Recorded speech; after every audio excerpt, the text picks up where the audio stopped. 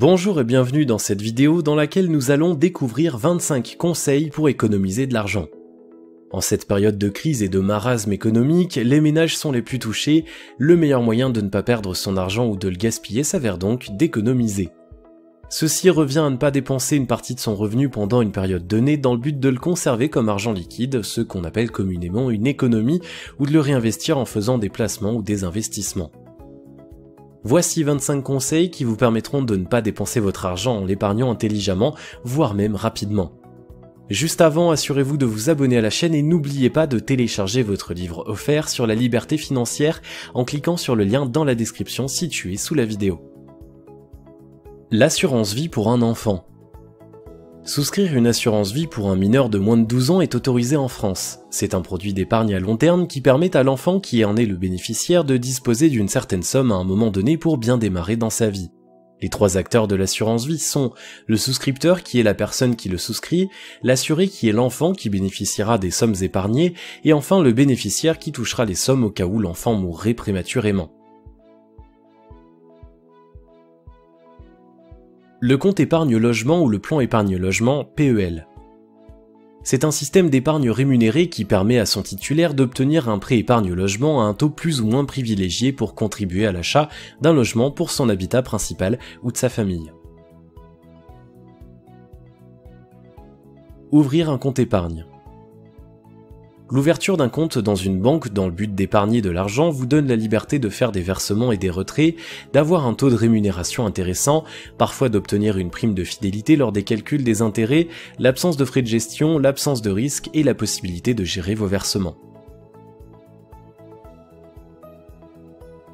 Investissement immobilier locatif. S'il s'agit de l'achat d'un bien immobilier par un individu, cet achat sera généralement financé par la banque. Ensuite, le bien sera mis en location par l'individu et de ce fait, le crédit sera plus que souvent totalement remboursé par les loyers perçus. L'achat-revente. Idéal si vous désirez recevoir un bénéfice à court terme, le principe est d'acheter un bien immobilier en dessous des prix du marché, puis de créer de la valeur sur ce bien, ensuite de le revendre plus cher, c'est-à-dire à un prix supérieur à celui du marché.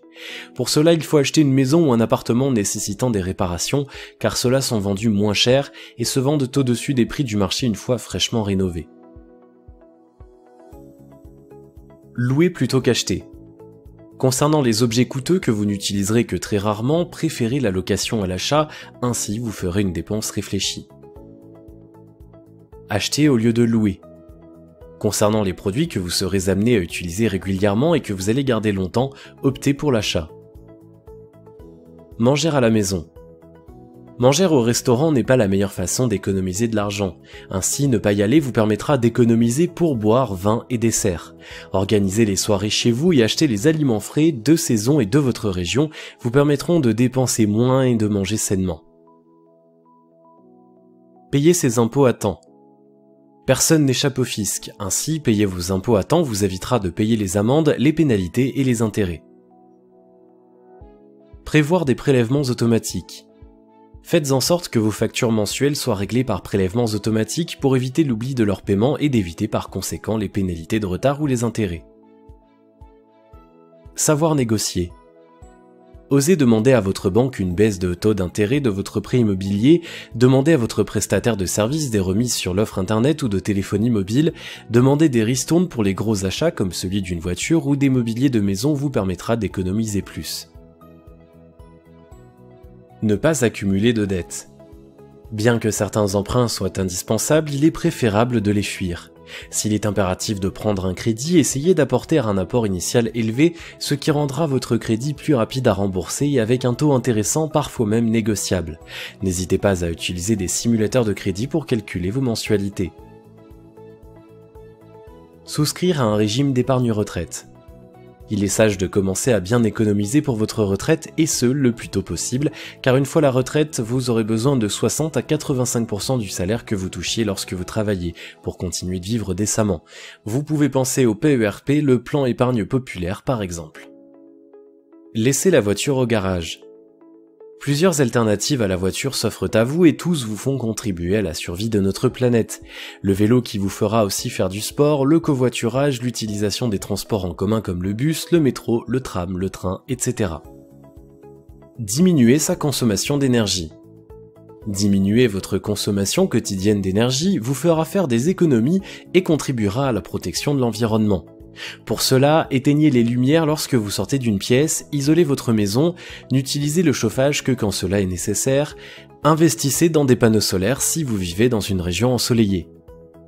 Revoir les dépenses liées au divertissement. Divertissez-vous avec des activités locales et économiques, ne pas choisir un grand restaurant, lire un livre, jouer à des jeux de société, procurez-vous l'agenda des manifestations à caractère artistique de votre ville qui sont la plupart du temps gratuits. Dites non à toute forme d'addiction. Les dépendances ont des effets néfastes pour votre compte bancaire et votre santé physique et mentale. Les dépendances sont nombreuses, alcool, drogue, jeux, même l'achat régulier de cartes à gratter, etc. peuvent vous ruiner et mettre en danger votre vie familiale et sociale. Créer une caisse d'urgence. Son principe est le même que celle de la tirelire de votre enfance, y verser de l'argent régulièrement pour se constituer un capital à utiliser lorsqu'une situation imprévue se présente alors que vous avez une situation financière difficile. Ne dépensez que pour l'essentiel. Toutes les dépenses ne concernant pas les besoins fondamentaux, nourriture, eau, toit, vêtements sont superflues. Il est possible de réduire ces dépenses prioritaires, en contrôlant votre alimentation ainsi que la quantité d'eau que vous utilisez quotidiennement, en déménageant là où le loyer est moins élevé, en investissant dans des produits de qualité pour le matelas, les meubles, les ustensiles de cuisine, etc. pour ne pas les changer souvent. Mettre au dernier plan les dépenses personnelles. Réfléchissez avant d'acheter les choses qui vous font envie. Vous pouvez vous passer des produits de luxe comme les voyages, une nouvelle voiture, des sorties au restaurant, des vêtements et chaussures de marque, de nouveaux appareils électroniques plus sophistiqués, etc. Tout cela ne vous procure pas de satisfaction à long terme et constitue une grande dépense. Changez d'appartement. Si vous avez acquis une propriété et que vous devez payer un crédit chaque mois, renégociez avec votre banque pour obtenir un taux d'intérêt plus intéressant.